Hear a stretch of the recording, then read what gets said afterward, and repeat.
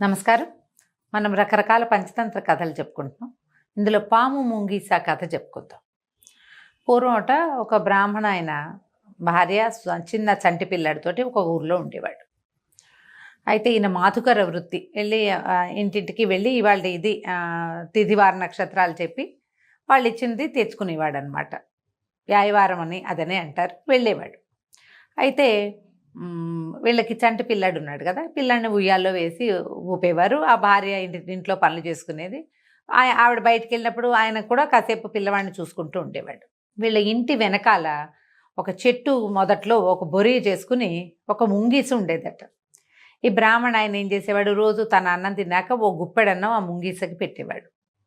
అది కాస్త వీళ్ళ వాకిట్లోకి ఇంట్లోకి తిరుగుతూ ఉండేది, వీళ్ళ దగ్గర తిరిగితే ఈవిడ ఆ భార్య ఏమనేదంటే, ఆ ముంగీసుని ఇంట్లోకి రానిస్తారేంటండి, చంటి పిల్లాడు ఉన్నాడు అంటే బ్రాహ్మణ ఆయన ఏమనేవాడు, అలా ఆలోచించద్దు, సరైన ఆలోచన కాదు అది, ఇది పెంపుడు జంతువుగా ఉంటుంది, వాకిట్లో ఓ కుక్క ఉంటే అది మన ఏం చేస్తుంది, అట్లాగే ముంగీసు కూడా ఏం పర్వాలేదు, అది సాధు జంతువు, అది మన ఏం చేయదనేవాడు.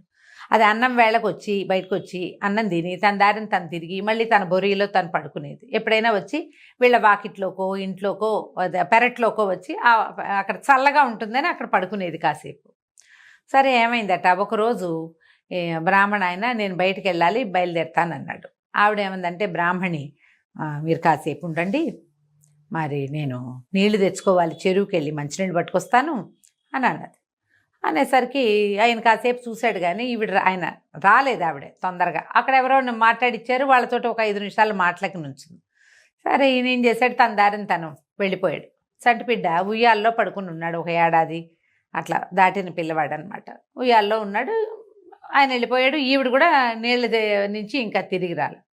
ఇంతలో ఏమైంది, ఈ పెరటి గుమ్మంలో పడుకునున్న ముంగీస ఎందుకో అదాట తలకాయ ఎత్తి చూసేసరికల్లా దానికి వాకిట్లో నుంచి లోపలికి వస్తున్న ఒక నల్లటి తాచుపాము కనపడేసరికల్లా ఈ ముంగీస హడిలిపోయింది. అమ్మో, ఈ పాము వస్తుంది, ఉయ్యాల్లో చిన్న తమ్ముడున్నాడు, పిల్లవాడిని ఏమైనా పాము చేస్తుందని అదేం చేసింది, ముంగీస పరిగెత్తుకుంటూ లోపలికి వచ్చేసింది. పాము ముంగీసను చూడగానే బుసలు కొట్టింది. పాము ముంగీస చెడామడా పోరాడుకున్నాయి.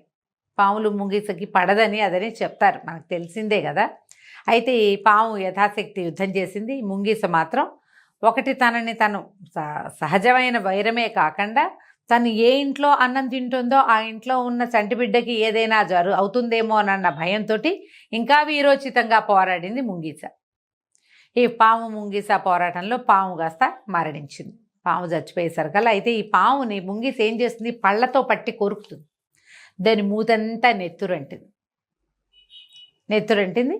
సరే ఆ పాము తెగిపోయి తలకాయ తెగిపోయింది, తోక తెగిపోయి కింద పడిపోగానే ఈ ముంగీస ఏం చేసింది, పరిగెత్తుకుంటూ వెళ్ళి అమ్మగారికి కనపడొద్దామనుకుంది. తను చేసిన వీరోచిత కార్యం ఆవిడకి చూపించాలనుకుంది. ఇంకా అది బయటికి పూర్తిగా వెళ్ళలా, ఈ గుమ్మంలో నుంచి బయటికి వెళ్తూ ఆ మూతి కంటిన నెత్తురుతోటి. ఈ అప్పుడే మంచినీళ్ళు పుచ్చుకొస్తున్న ఈవిడ ఈ ముంగీస మూతికున్న నెత్తురు చూసేసరికల్లా ఆవిడ హడిలిపోయింది. అమ్మ బాబోయ్, ఇంకేముంది, ఈ ముంగీస మొహంది ఇంట్లోకి వెళ్ళింది, ఈయనేమో వెళ్ళిపోయి ఉంటాడు మాతుకరానికి, ఇది పిల్లాన్ని ఏమైనా కొరికేసిందేమో, ఏమైనా తినేసిందేమో అన్న భయంతో ఆవిడ చేతిలో నిండు బిందెతో నీళ్లున్నాయి, ఆ బిందె ఎత్తి విసిరి కొట్టింది ఆ ముంగీస మీద. కొట్టేసరికల్లా ఎత్తు తక్కువ, ఈ పొడుగు ఎక్కువ, కానీ దానిది చిన్న ప్రాణమే పాపం. అది పళ్ళు పదునుగా ఉంటాయి, అది స్పీడ్గా ఉంటుంది. కానీ ఈవిని రోజు చూస్తుంది కదా, ఆవిడని చూడంగానే తప్పించుకు పారిపోవటము అలాంటి వ్యవహారం ఏం లేదు. రోజువారీ వాళ్ళ వాకిటోనే కదా అది తిరుగుతుంది, అలవాటుగానే చూస్తోంది. అది పాపం ఎదురుగుండా వచ్చేసరికల్లా ఈ బిందె తగలంగానే అది కాస్త తన ప్రాణాలు గుట్టుకోమన్నాయి. ఆవిడ ఈ ముంగీసి పక్కకు పడిపోగానే పరిగెత్తుకుంటూ ఇంట్లోకి వెళ్ళింది. నా బిడ్డో ఏమైపోయాడో అని. తీరా చూస్తే ఉయ్యాల్లో నిద్రపోతున్నాడు పిల్లాడు. అప్పుడు ఆవిడ గమనించింది, ఉయ్యాలకి కొంచెం పక్కగా నేల మీద 3 తుండాలుగా పడి ఉన్న నాగుపాము కనపడింది ఆవిడకి. దానిని ఎత్తురే అక్కడ చిన్న మడుగులాగా కట్టింది. ఏదో కొంతైనా బ్లడ్ ఉంటుందిగా పాముకి. అప్పుడు ఆవిడకి అర్థమైంది, అయ్యో, ఈ ముంగీస ఈ పాముని చంపింది, పాపం అది నాకు చెప్పటానికే అది ఆ ఎర్రటి మూతి నెత్తిటి మూతితోటి నా వైపు చూస్తోంది. నేను అది పిల్లాన్ని ఏదో చేసిందని భ్రమపడి దీన్ని బిందేసి కొట్టేశాను, చచ్చిపోయింది. ఆవిడ మళ్ళీ పరిగెత్తుకుంటూ వెళ్ళింది. ఏముంది, ఈవిడ వెళ్ళేసరికల్లా అది గట్టి దెబ్బ తగిలేసింది. అప్పటిదాకా ఏదో కెక్కురు మంటోంది, మెల్లిగా అది గుడ్లు తేలేసేసింది పాపం, ముంగీస చచ్చిపోయింది. ఈవిడికి పరమ దుఃఖం వచ్చింది. అయ్యో పిల్లాడిని ఏదో చేసిందని దీన్ని చంపేశానే, నేను ఎంత పని చేశాను అని ఏడుస్తూ కూర్చుంది వాకిట్లో. మధుకరానికి వెళ్ళిన బ్రాహ్మణుడు తిరిగొచ్చాడు. తిరిగొస్తే వల ఏడ్చింది. అయ్యో ఇంత పని చేశాను, పొరపాటున ఇట్లా జరిగింది, అది లోపల నుంచి వస్తుంటే నాకు ఇట్లా అనిపించింది అనేసరికి ఆయన గట్టిగా కేకలేశాడు. ముందు వెనక చూడకుండా చేసావు కదా నువ్వు, ఏం జరిగింటుందంటే నీకు ఎంతసేపు అది పిల్లాడిని ఏమైనా చేస్తుందేమో అన్న నెగిటివ్ థాట్ తోటి నువ్వు ఈ ఆలోచనే అలాంటిది, నీది నకారాత్మకమైన ఆలోచన. వాకిట్లో తిరుగుతుంది, ముంగిసుంది, మాకేం భయం, మా ఇంట్లోకి పాములు రావు అన్న పాజిటివ్ ఐడియా రాలేదు నీకు. మాకు భయం లేదు, ముంగిస మా వాకిట్లో కాపలా ఉంటుంది, మా ఇంట్లోకి కుక్కలు రావు, పాములు రావు, తేళ్ళు మండ్రగబ్బలు రావు, వస్తే అది పట్టేస్తుంది అన్న ధైర్యంతో ఉంటే నీకు ఇలాంటి ఐడియా వచ్చేది కాదు. అది నీ పిల్లాడిని ఏమైనా చేస్తుందేమోనన్న బ్యాడ్ ఐడియాతోటి, ఒక చెడు ఆలోచన నీ మనసులో ఉండటం వల్లే నువ్వు ఇంత చెడ్డ పని చేసావు. వృధాగా అన్యాయంగా దాన్ని పొట్టన పెట్టుకున్నావు కదా. వాకిట్లో గుప్పెడు మెతుకులకి ఆశపడి ఉంటుంది పాపం. ఆ గుప్పెడన్నము తిని నీ పిల్లాడి మీదకి రావాల్సిన పాముని, లేదా నీ ఇంట్లో చేరి ఒక మూల దూరి నిన్నే కాటేసేది, నిన్ను పిల్లాడిని నన్ను కూడా రక్షించింది ముంగీస. నువ్వేమో దాని ప్రాణాలు పొట్టన పెట్టుకున్నావు. ఆలోచన విధానం సరైంది కాకపోతేనే ఇట్లా అవుతుంది. బుద్ధి తెచ్చుకో ఇప్పటికైనా. ప్రతి దాంట్లో నుంచి చెడుని తీయద్దు, పాజిటివ్గా ఆలోచించడం తెలుసుకోవాలని బ్రాహ్మడు కేకలేశాడు భార్యను.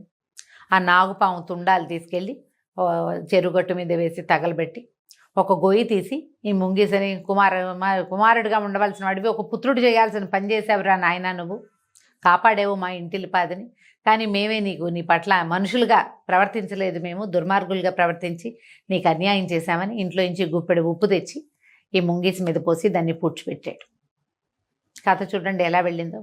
మనము ప్రతి విషయానికి వాళ్ళు మోసం చేస్తారని, వాళ్ళు సరైన దారి చూపించరని, వాళ్ళు ఏ ఉద్దేశంతో చేసినా మన ఉద్దేశమే, మన చెడు ఉద్దేశమే వాళ్ళ ఉద్దేశం అయి ఉంటుందని మనం ఆలోచిస్తాం. ఎక్కడికైనా బయలుదేరితే యాక్సిడెంట్ అవుతుంది అనుకుంటాం, ఏం చేయబోయినా ఏం ప్రమాదం వస్తుందో అని శంకిస్తాం.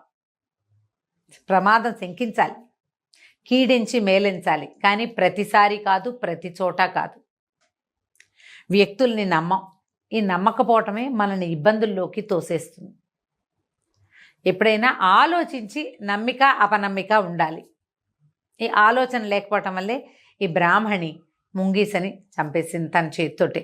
పిల్లవాడిని కాపాడిన దాన్ని ఆవిడ పనిచేసింది. ఆలోచించి పనిచేయండి. ఎవరినైనా దోషిగా నిర్ధారించే ముందు పూర్వాపరాలు చూడాలి. ఏ ఆలోచన లేకుండా చేసే పనులు చాలా చెడ్డ ఫలితాన్ని ఇస్తాయి. జీవితంలో ఇంకా ఎప్పుడూ కోలుకోలేని దెబ్బ తగిలింది చూడండి, వాళ్ళకి ఎంత బాధగా ఉంటుందో. మన వల్ల ఒక ప్రాణి చచ్చిపోయింది అంటే దానికి జీవించే అవకాశం లేకుండా చేసేసాం కదా. ఆలోచించి ప్రవర్తించాలి. కథ కంచికి మనం ఇంటికి.